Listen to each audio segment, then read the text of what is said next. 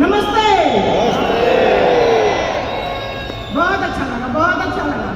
इतनी प्यारी ऑडियंस की मतलब प्रतिदिन खुश हो जाता है। आप इतने प्यारे, इतने अच्छे हैं आप लोग, ये बात मत पूछो। थैंक यू ब्रजेश, आप कहाँ हैं? आप जहाँ पे भी आपको थैंक यू सो मच। आप सबको बहुत बहुत धन्यवाद। इतनी प्यारी ऑडियंस, मजा आ जाती है आपके बीच में। और कहते हैं ना कि मैं तो बस एक माउंटेनियर हूँ। आपका प्रेम, आपकी ये जो चाह है ना, मुझ जैसे दिव्यांग को भी खड़ा कर देती है हर बार, हर बार। तो मैं कुछ और तो नहीं, मेरी जिंदगी की कहते हैं ना कि अगर मेरी जिंदगी की जो भी मेरी स्टोरी, मेरी लाइफ की जर्नी है, मेरी जिंदगी की जो लाइफ की जर्नी है, अगर उसको बताने से किसी और की जिंदगी बदलती है तो वो पल मैं हमेशा शेयर करती हूँ, हमेशा। आप सभी लोग बहुत शायद कहते हैं ना कि आप सबने अपने लाइफ में एक अचीवर है। यस या नो? आवाज तो है, मजा आ जाती है बात करने में आप लोगों के साथ। और आप सभी जानते हैं कि 2011 में मुझे चलती ट्रेन से कुछ बदमाशन उठाकर बाहर फेंक दिया था, सिर्फ एक गोल्ड चैन के लिए। शायद आपने वो स्टोरी सुनी हो या फिर नहीं सुनी है, तो मैं बताती हूँ आज आपके सामने। 2011 में चलती ट्रेन से मुझे कुछ बदमाशों ने बाहर फेंक दिया था, सिर्फ एक सोने की चैन के लिए। मेरे गले में एक सोने की चैन थी। तो जॉब इंटरव्यू के लिए मैं लखनऊ से दिल्ली जा रही थी और 4-5 लोग ट्रेन में घुसे हैं जनरल कंपार्टमेंट, और जितने भी पैसेंजर्स एंड ऑल थे सबसे उन्होंने गोल्ड चेन एंड ऑल छीनने की कोशिश की। मैं एक नेशनल प्लेयर, वॉलीबॉल की 7 टाइम में नेशनल प्लेयर रह चुकी थी। और जब उन्होंने मेरा गोल्ड चेन छीनने की कोशिश की है, मैंने ऐसे फाइट किया है, रोका है। वो अफसोस को 4-5 लोग थे, एक आध होता तो मैं निपटा लेता, 5-6 थे, 4-5 थे। मैंने फिर भी फाइट की, लेकिन वो 4-5 ने मुझे ऐसे उठाया है और उठाकर चलती ट्रेन से बाहर फेंक दिया था। दुर्भाग्य ये था उसी समय दूसरी ट्रैक से ट्रेन आती, मुझे सिर्फ इतना पार्ट मेरा ऐसे बाहर था। मैंने देखने की कोशिश की, मतलब लाइट से मुझे ट्रेन की लाइट दिखाई दे रही थी। और थोड़ी देर बाद ट्रेन का, दोनों ट्रेनों का इंजन अपोजिट डायरेक्शन में निकल गया है। ट्रेन के डिब्बे में मैं टकराई और नीचे गिर गई। मुझे भी अंदाजा नहीं था कि इतना भीषण एक्सीडेंट होने वाला है। थोड़ी देर बाद जब मैं नीचे गिरी हुई थी, दोनों ट्रेनें ऐसे निकल गई अपोजिट डायरेक्शन में। मैंने हाथ रख के उठने की कोशिश की कि मैं उठ जाऊं और उठ के खड़ी हो जाऊं। मैं उठ नहीं पा रही थी, तो मुझे लगा कि मैं उठ क्यों नहीं पा रही हूँ। थोड़ी देर बाद जब मैंने अपने पैर को ऐसे उठा करके देखा था अपने लेफ्ट लेग को, तो मेरा पैर कट के जीन्स में हैंग हो रहा था। मेरे दूसरे पैर की हड्डियां, मेरे इस पैर की हड्डियां टूट के जीन्स के बाहर आ गई थी। मेरे ऐसे पैर के बाहर आ गई थी जीन्स की हड्डियां ऐसे। दूसरा पैर ऐसे लटक गया था और वो ब्लड फोर्सफुली निकल रहा था। मेरे दोनों एल्बो टूट चुके थे, बहुत सारी चोटें ऐसे। मुझे लगा कि मैं चल नहीं पाऊंगी और मैं ऐसे पेट के बल वही ऐसे लेट गई हूँ ऐसे करके। और वो जो पत्थर आपने देखे होंगे रेलवे ट्रैक पे, ऐसे पत्थर होते हैं छोटे छोटे, सबने देखे होंगे। उस पत्थर को ऐसे हाथों में, दोनों हाथों में पकड़ा है और पकड़ के ऐसे लेट गई हूँ पेट के बल। थोड़ी देर बाद जब देखा कि ट्रेन कभी ऐसे इधर से निकले, कभी इधर से निकलती थी और मैं उस पटरी के बीच में, कभी मन में आया कि कैसे ट्रेन के मैं क्रॉस कर जाऊँ, लेकिन मैं नहीं निकल पा रही थी। तब मुझे लगा चल नहीं पाऊंगी। थोड़ी देर बाद ऐसे लोग, ट्रेन निकलती थी, लोग टॉयलेट करते थे तो मेरे साइड में ऐसे करता था। मेरे दोनों एल्बो टूटे हुए थे, मैं बेबस लाचार उसी ट्रैक पे थी, ये सोच रही थी कि शायद मुझे कोई बचा ले। इतना ही नहीं, बाद में मुझे दिखाई देना बंद हो गया था और मैं देख नहीं पा रही थी। चूहे होते ट्रैक पे और वो चूहे मेरे ऊपर ऐसे घूम रहे थे, मेरे कटे हुए पैर उतर रहे थे और मैं बेबस लाचार उस ट्रैक पे मूव भी कर लूं अपने पैर को, मैं मूव भी नहीं कर पा रही थी। सोचती रही कि शायद कोई मुझे बचा ले। ट्रेन कंटिन्यू ऐसे वाइब्रेट होता था, ट्रेन आने से पहले वाइब्रेशन शायद सभी ने फील किया होगा, वो वाइब्रेशन मुझे पता चल जाता था। लगातार ऐसे करीब रात के 1-1:30 बजे की घटना में पूरी रात पड़ी रही। सुबह गाँव वालों ने मुझे जब देखा, उठा कर डिस्ट्रिक्ट हॉस्पिटल बरेली उत्तर प्रदेश ले जाके मुझे एडमिट किया। वहाँ के CMS फार्मासिस्ट डॉक्टर आपस में बातें कर रहे हैं, हमारे पास एनेस्थीसिया नहीं है। जब मुझे से ले जाया गया, मुझे से जमीन पर रख दिया गया था और वो आपस में बातें कर रहे थे, हमारे पास एनेस्थीसिया नहीं है, ब्लड नहीं है, ऑक्सीजन नहीं है, हम इसका इलाज शुरू करें तो कहाँ से शुरू करें। आप यकीन नहीं मानेंगे, मुझे सुनाई सब कुछ दे रहा था लेकिन मैं देख नहीं पा रही थी, मुझे दिखाई नहीं दे रहा था। इतनी देर तक मैंने उस पेन को बर्दाश्त किया था। मैंने इतना बोला उस समय, अभी तो आप मेरा अच्छी भी मेरा पैर काटेंगे, आप बिना एनेस्थीसिया काट दीजिए। मैंने बोला कि आप बिना एनेस्थीसिया मेरा पैर काट दीजिए। बहुत डॉक्टरों ने जब उनके पास जो भी प्राइमरी ट्रीटमेंट्स था उन्होंने शुरू किया है और उन्होंने मेरा पैर बिना एनेस्थीसिया काट दिया था। मैंने वो पेन भी बर्दाश्त किया, बेड के हैंडल को पकड़ के वो पेन भी बर्दाश्त किया था। खैर बात जब मीडिया में आई कि नेशनल प्लेयर है तो मुझे ट्रीटमेंट अच्छा मिलना शुरू हुआ। अभी तो सब ठीक था, बहुत सारे लोगों का पैर कटता है, लोग हॉस्पिटल जाते हैं, ठीक होते हैं, फिर चलते हैं। ये बड़ी बात नहीं थी, बड़ी बात तो यहाँ से शुरू हुई कि जब मीडिया में आना शुरू हुआ। मुझे भेजा गया एम्स ट्रॉमा, पहले KGMC लखनऊ भेजा गया, king George medical college Lucknow, फिर वहाँ से शिफ्ट किया गया मुझे एम्स ट्रॉमा सेंटर नई दिल्ली। अब जैसे ही मैं 20 से 25 दिन एम्स में थी और डॉक्टर ने बुलेटिन दिया क्या करोगे, ठीक है तो बातचीत तो कर सकती है, बातचीत का पता नहीं। पैर कट जाना बड़ी बात नहीं होती है, लेकिन उसके बाद आने वाली जो प्रॉब्लम्स होती हैं वो बड़ी बात होती है। हॉस्पिटल के बेड में थी और मेरे ही वार्ड में लगा हुआ था टीवी, और उससे ब्रेकिंग न्यूज दिख रहा था कि अरुणिमा के पास टिकट नहीं था, TT आने पर अरुणिमा ट्रेन से कूद गई। क्या नहीं म्यूजिक इतना ही नहीं, मैं थोड़ा ठीक हुई और मैंने न्यूज़पेपर मंगाना शुरू किया तो उस पर लिखा हुआ कि मेरा फोटो है, उस पर बैंडेज लगी हुई, पूरे फेस पे और सब पे बैंडेज था। फोटो देख के तो मैं खुश हो गई, चलो अच्छा है फोटो है। लेकिन जब उसका नीचे के कंटेंट पढ़ा तो उसका फर्स्ट डे तो लिखा है कि अरुणिमा के पास टिकट नहीं था, TT आने पर अरुणिमा ट्रेन से कूद, तो उसको डाइजेस्ट नहीं कर पाई मैंने। लेकिन अगले दिन जब मैंने फिर नेक्स्ट डे जब मैंने पेपर मंगाया है और उस पर लिखा हुआ है अरुणिमा सुसाइड करने के लिए गई थी।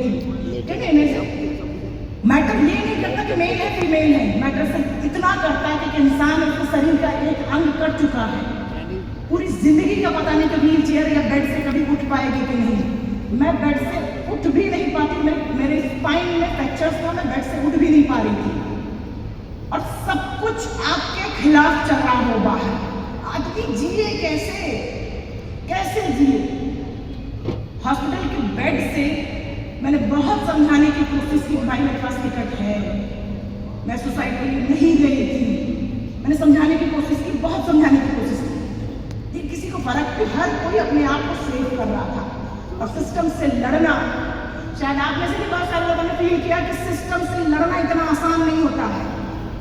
तब मैंने हॉस्पिटल के बेड से और ये डिसाइड किया कि ठीक है, आज आपका दिन है, जितना चाहो बोल लो, कल मेरा दिन आने वाला, मैं प्रूफ कर दूंगी कि मैं और हॉस्पिटल के बेड से मैंने डिसाइड किया, हॉस्पिटल के बेड से मैंने डिसाइड किया कि ठीक है, आप चीजें बोल के बात नहीं होंगी, करके होंगी। समझ रहे ना, ये चीजें आपको समझनी होती है। कभी कभी कुछ चीजों में आप बोल के नहीं बता सकते हैं। आपका मौन रहना मतलब कि आपका चुप रहना और फिर करना हिला देता है सामने वाले की अंतरात्मा को भी। यकीन मानिए आपकी अंतरात्मा हिल जाएगी। सेम हुआ, मैंने हॉस्पिटल बेड से डिसाइड कर लाइफ का सबसे टफ गेम माउंटेनिंग। मैं चाहती तो व्हील चेयर लेती, वॉलीबॉल व्हील चेयर में आगे फिर से मैं खेल सकती थी, लेकिन मैंने नहीं लिया। मेरी लाइफ ने पूरी तरीके से बदल दिया था मुझे।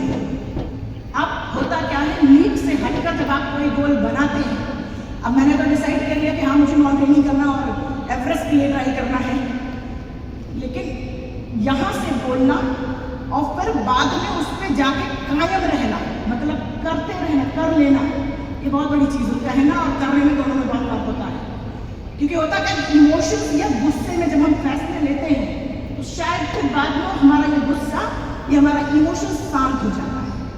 आग ऐसी जलनी चाहिए तो शांत ना हो जब तक सामने वाले को ना शांत कर दे। आपका अचीवमेंट जब तक आपको मिले ना जाए। मैंने डिसाइड किया लीग से हटकर, सबसे जब लीग से हटके गोल था, आसपास के लोग मुझे हॉस्पिटल में मानसिक डॉक्टर तक देखने आ गया था। हॉस्पिटल में एम्स से मुझे मानसिक डॉक्टर देखने आया कि मैं तो पागल हो गई है। यकीन मानिए मैं सच में पागल हो गई थी। बस फर्क इतना है, उनकी नज़र में वो वाला पागल, मेरी नज़र में ये वाला पागल। पागलपन तो था, समझ में ना, मेरा पागलपन तो था, बस ये वाला था। और अब मुझे पूरी टीम चाहिए थी, एक ऐसी टीम चाहिए थी जो मुझे सपोर्ट कर सके।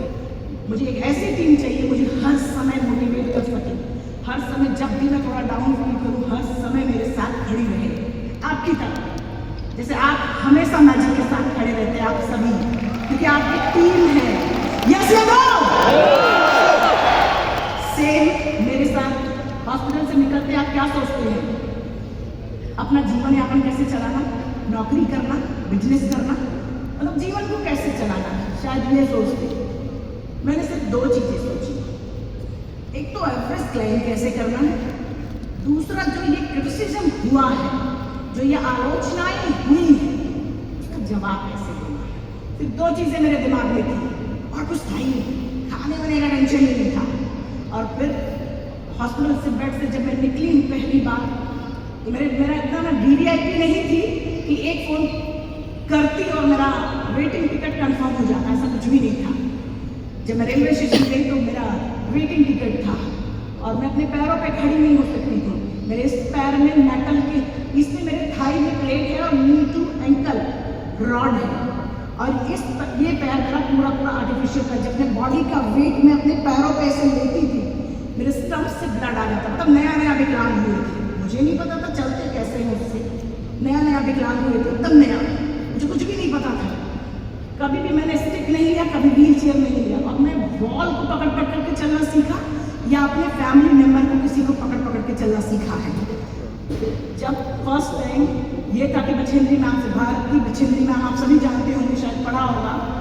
जब मैंने बछेंद्री मैम से मैं मिली, उनकी ऑफिस की सीढ़ियाँ में चढ़ रही थी, किसी ने ऑफिस में जाके उनको बोला कि ऐसे अरुणिमा आई है, तो कुछ और तो नहीं था। बछेंद्री मैम बाहर आई और मेरे कंधे पे हाथ रखा, ऐसे कंधे पे हाथ रखते हुए बोला कि अरुणिमा इतना जल्दी क्यों? तब मैंने अपना प्रपोजल बताया था कि मैम मुझे माउंटेनिंग करना है, एवरेस्ट के लिए ट्राई करना है। उनकी आंखों में आंसू आ गया तो उन्होंने बोला, अरुणिमा तूने ऐसी हालात में एवरेस्ट जैसे दूर पहाड़ के बारे में सोचा, तूने अपने अंदर एवरेस्ट पता कर लिया अपने सिर्फ लोगों के लिए। और कंधे पे हाथ रखते रखते ही उन्होंने एक चीज और बोली कि अरुणिमा मेरे पास बहुत सारे लोग आते हैं, मतलब सुबह एकदम जब उठते हैं जोश बहुत हाई होता है, लेकिन शाम तक वो जो सूर्य की रोशनी और उसकी जो तपिश होती है, या फिर आपके जीवन में आने वाले जो ये उतार चढ़ाव होते हैं, उससे लोग शाम तक ये बोल देते हैं कि बस अब नहीं होगा। जिस दिन आप उस सूर्य की तरह चमकना चाहते हैं और अगर उस सूर्य की तपिश को बर्दाश्त करना सीख लेंगे, आपको कोई रोक ही नहीं सकता, कोई भी नहीं रोक सकता। और ये नहीं कोई किताब की बातें नहीं है, मेरा खुद का एक्सपीरियंस है। हॉस्पिटल मैम से जब मैं बछेंद्री मैम से मिली हूँ, निकलती गई हॉस्पिटल, और एक ट्रेन की बात अगर मैं थोड़ी सी बताऊँ, जब मैं निकल रही थी तो मेरा वेटिंग टिकट था, मैं बैठ नहीं पाई, कंपार्टमेंट से मैं नीचे उतरी हूँ। ट्रेन के सबसे लास्ट कंपार्टमेंट में एक हैंडीकैप कंपार्टमेंट होता है, शायद आपने कभी देखा हो, और उस कंपार्टमेंट में जब मैं गई हूँ बहुत सारे लोग ऑलरेडी बैठे थे, और उसी दिन से मेरी जर्नी शुरू हो गई थी। नीचे तो कोई जगह ही नहीं था, ऊपर के 2 पोल क्लाइंब करके फिर मैंने ऊपर की सीट ली थी। पूरी रात ऐसे चादर तान के, चादर में मुंह छुपा के मैं रोई थी कि आज ये दिन आ गया कि मुझे हैंडीकैप कंपार्टमेंट में बैठना पड़ा। बहुत रोई थी, लेकिन रोते रोते मैं सो गई, मुझे पता ही नहीं चला कि अगले दिन मैं जमशेदपुर झारखंड में थी। और फर्स्ट टाइम जब छेदनी मैम से मिली थी, कंधों पे हाथ रखा, उन्होंने दोनों चीज़ें बोली थी कि एवरेस्ट अच्छे अच्छे के हौसले तोड़ देता है, देखते हैं तू कितनी देर तक रुकती है। वाकई में कहने और करने में बहुत फर्क होता है। अभी मैंने बोल तो दिया ठीक वहाँ चले, लेकिन जब मैं माउंटेन में पहुँची हूँ ऐसे, तो रोड है यहाँ का, बेस कैंप यहाँ था। जो नॉर्मल लोग होते थे बेस कैंप ऐसे भाग के पहुँच जाते थे, यहाँ से रोड हेड से बेस कैंप फटाफट भाग के पहुँच जाते थे। मुझे 3-3, 4-4 घंटे लगते थे बॉडी का वेट अपने पैरों पर ले करके अपने आप को बेस कैंप ले जाने में। 30-35 kg का बैकपैक में कैसे उठाती, हर कोई मुझे बोलता था कि मैं ये पागलपन है। यकीन मानिए, जब मैं चाहे हॉस्पिटल में थी तब भी लोग मुझे पागल बोलते थे। जब मैं माउंटेन में पहुंची ट्रेनिंग पीरियड में, तब भी लोग मुझे पागल बोलते थे। तब मुझे बड़ी गुस्सा और इरिटेशन आता था कि क्या है भाई, क्यों बोलते हैं मुझे ऐसे। लेकिन आज की डेट में जब लोग मुझे मेरे गोल के प्रति मुझे पागल बोलते हैं, मुझे बहुत खुशी होती है। क्यों? क्योंकि जिस दिन आपका गोल, आपके गोल के प्रति लोग आपको पागल बोलना शुरू करते हैं, लेकिन आप समझ लीजिए आपका गोल आपको बहुत करीब है, कोई रोक नहीं सकता है। सिर्फ और सिर्फ आपका गोल आपके करीब होना चाहिए। आपका उसको समझने की जरूरत होती है। खैर, एक सूर्या टॉप करके एक छोटा सा पीक होता था, हमारा ट्रेनिंग का एक पार्ट था सूर्या टॉप करके, 14,000 फीट का होता था। मैं स्टार्टिंग में उस पीक को मैंने समिट करने की कोशिश की। हर बार मुझे ये कहकर वापस कर लिया जाता था कि अगले बार तू फिट नहीं है, तेरे पैरों से ब्लड निकल रहा है। क्योंकि जैसे ही बॉडी का ऐसे पूरा वजन, वेट पूरा मैं अपने आर्टिफिशियल पैर पे देती थी, तो मेरे स्टम्प से ब्लड आ जाता था, ऐसे ब्लड निकलने लगता था। ये पैर में ब्लू पड़ जाता था, स्वेल होके। तो हर चाहे किसी भी चीज़ का हो, हर चीज़ का एक टाइम लिमिट होता है, समय होता है। उस समय के अंतराल में आपको करना है। तो समय खत्म हो जाता था, स्लो ज़्यादा होने लगता था, विंड मतलब कुछ ना कुछ हो जाता था, मुझे बाहर वहाँ से वापस कर लिया जाता था। मैं बेस कैंप वापस आती, अपने टेंट के अंदर जाती और बस यही सोचती थी लाइफ का सबसे टॉलेस्ट पीक तेरे दिमाग में है। और एक छोटा सा पीक समिट नहीं हो रहा है। आज यहाँ पर आकर मैं आप सबको चाहे जितना मोटिवेट करूँ, या फिर आप सभी ने बहुत बड़े बड़े स्पीकर को सुना होगा, लेकिन मेरा मानना है सबसे बड़ा मोटिवेटर कौन होगा? हम खुद, हमारी अंतरात्मा। जिस दिन किसी भी लक्ष्य पर के आपकी अंतरात्मा जागती है, आपको कोई भी